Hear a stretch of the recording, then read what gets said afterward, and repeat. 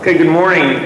This morning's presentation, the three of us are each going to take a small portion of it and move it through. So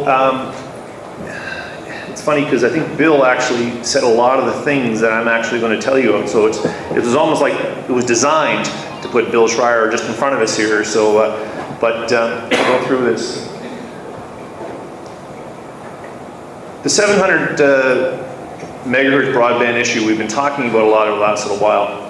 So just in recap, I just want to kind of go very quickly through where we are right now. So we're talking about different technologies right now in that space. We're talking about different systems in use across the country right now. We do not have a seamless ability to do broadband across the country. Neither does the United States, but you heard Bill talking about where they're moving in that direction. There is not harmonization as we speak right now on the 700 broadband with our US partners. There is definitely a thirst. We've heard countless examples today of technologies that are being used now, technologies that are being developed, and I think we can all agree that the thirst for the ability to use technology, which will require bandwidth, is going to continue on to the future. I don't think we're not going to turn the corner and go backwards. So the other thing that's presented to us now is that Industry Canada has a consultation out now relating to the 700 MHz broadband. So that is our present state here in Canada as we see it now. So I guess the question is, why are we up here? Why do we care? Well, number one, and it was said, the real estate example has been heard before. We are presented with a once-in-a-lifetime opportunity in relation to the 700 broadband for public safety. This is not going to come around again for a very, very, very long time, if it does come around again. If we do this correctly, we have the potential to have a mission-critical broadband system for across Canada to support public safety. That's why we're caring, that's why we're talking about it here today.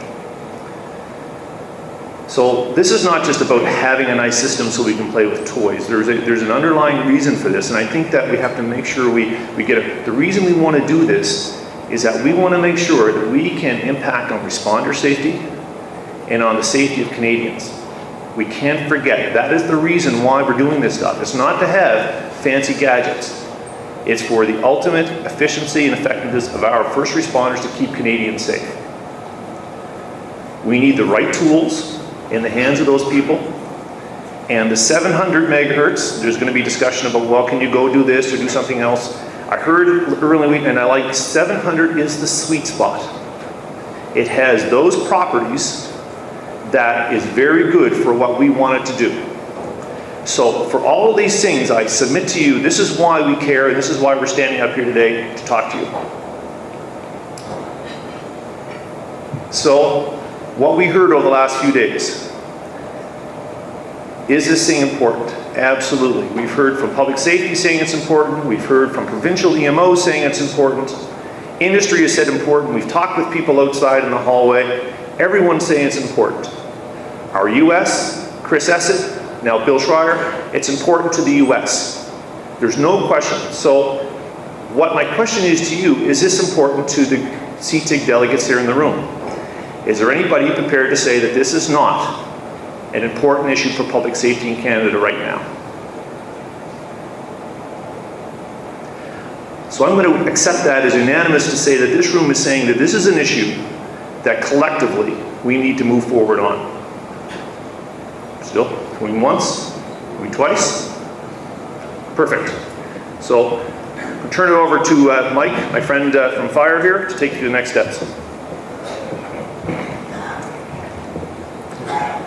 So we are a representation of the tri-services, but I just want to clarify something.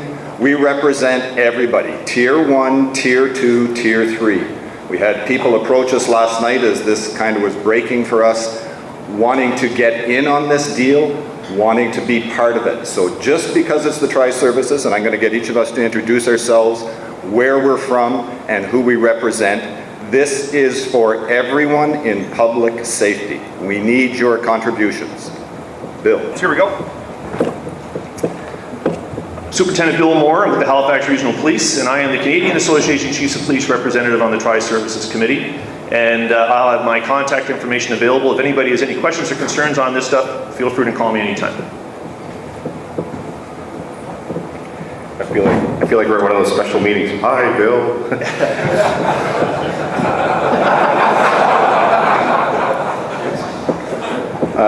For those who don't know, I'm Pascal Rudy. I'm a superintendent with the British Columbia Ambulance Service, and I'm representing the Emergency Medical Services Chiefs of Canada on the Tri-Service Committee.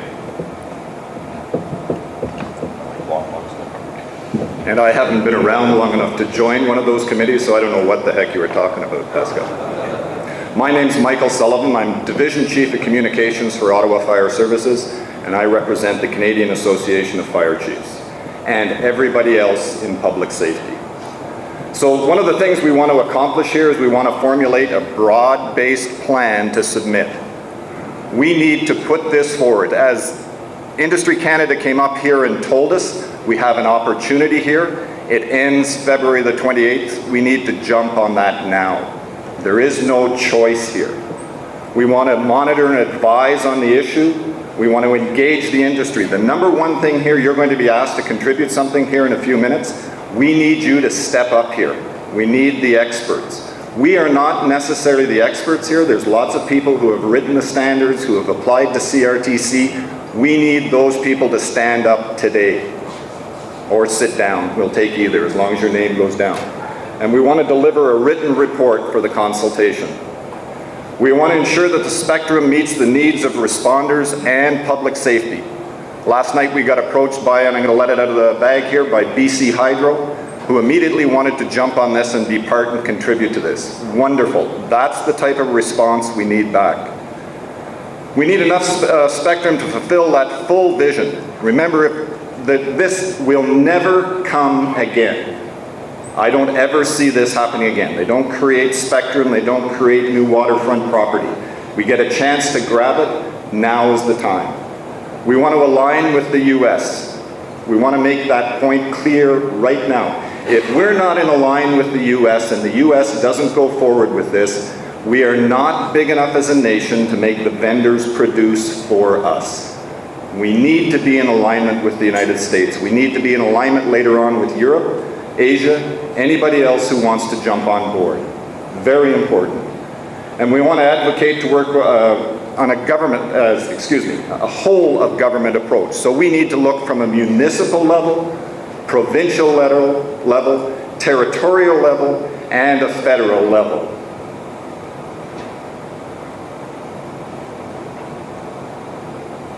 So just to show you the way we're thinking, this is not a plan that takes effect tomorrow.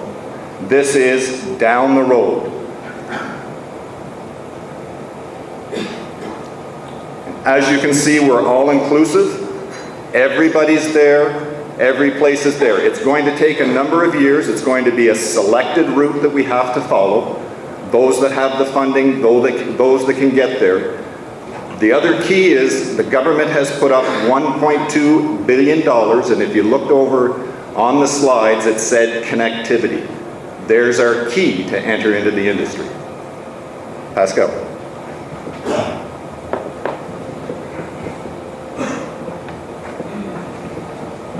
Thanks, Bill.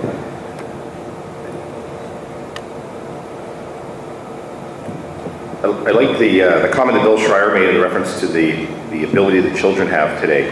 And what he missed is that most children today have better technology in their pockets going into kindergarten than, I didn't touch anything.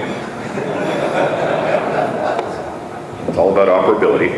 And then most responders have on their hips and in their cars. And I think that's a really important part. Those of you that have been at SITTIG workshops in the past know that this isn't a conference where you're going to come, collect a little bit of GAC, in this case some stuff for stocking stuffers.